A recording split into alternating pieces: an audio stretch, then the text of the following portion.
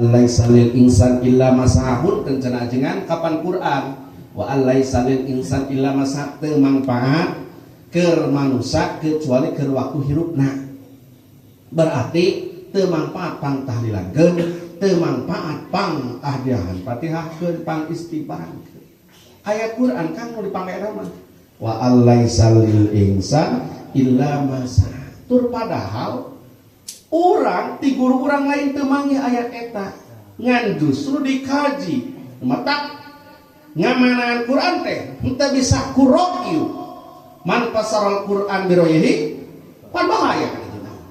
Nah tapi lamun ek bese Quran perlu ilmuna kantenan nahwu sorof mah eta mah pokok bade bayan maani jeung saterusna kudu nyaho ayat mana khos mana mutlak mana muqayyad gitu.